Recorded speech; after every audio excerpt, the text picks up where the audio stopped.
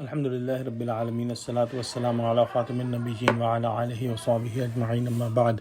Fa'a'udhu billahi minash shaitanir rajeem, bismillahir rahmanir rahim. Qala Allahu ta'ala fi Surah Al-Maeda, يا أيها الرسول لا يحزنك الذين يسارعون في الكفر من الذين قالوا آمنا بأفواههم ولم تؤمن قلوبهم ومن الذين هادوا سماعون للكذب سماعون لقوم آخرين لم يأتوك يحرفون الكلمة من بعد مواضعه. Translation: O Messenger, let not them grieve you, those who hurry to fall back into disbelief. They only say by mouths, we believe, but their hearts did not believe. And among them the Jews are just listeners for falsehood and for spying, and listen on behalf of others who have not come to you. They distort by changing the words from their context. We have studied this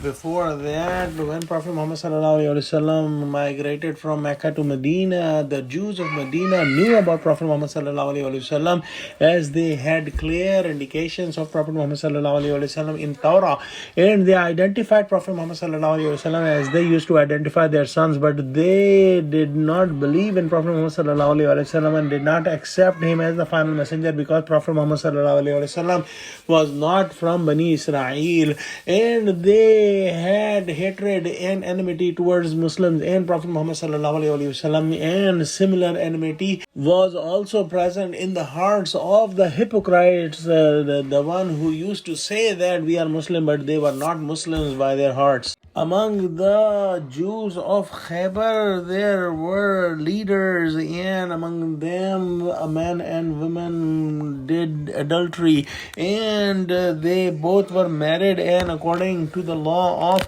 Torah, they should have been done rajam, meaning that they should have been stoned to death, but they were big people in their community, and they did not get the punishment of rajam because of that. The Jews said that the Prophet in Yasrib, meaning Medina, had different punishment for adultery among the married people, and they would give them the punishment of whips and not rajam. So we should go to them and get the decision from him. There was a tribe in Medina, Banu Qurayza, and they were in Medina, and they came to Prophet Muhammad ﷺ and asked that what is the punishment of adultery for a married woman and man. And they intended that if Prophet Muhammad ﷺ will say that the punishment is punishment by whips, they will accept.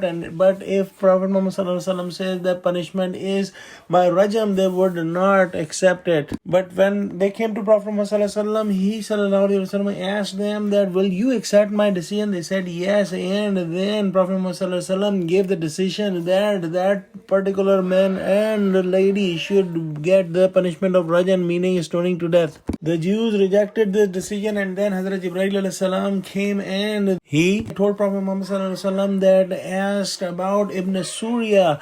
Prophet Muhammad ﷺ asked that, do you guys know about Ibn Surya? They said, yes, we know that he is a big scholar of Torah and he knows all the commandments of Torah. Prophet Muhammad ﷺ said that, call him.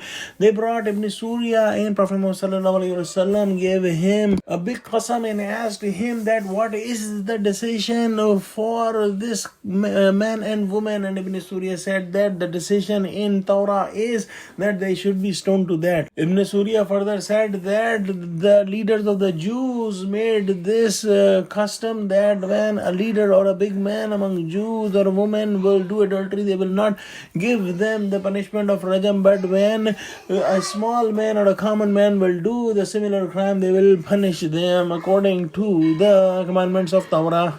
We will inshallah finish this ayah tomorrow. Let's pray that Allah subhanahu wa ta'ala give us true understanding of Quran. Ameen wa akhiru da'wana alhamdulillahi rabbil alameen. Assalamu alaikum wa rahmatullahi wa barakatuhu.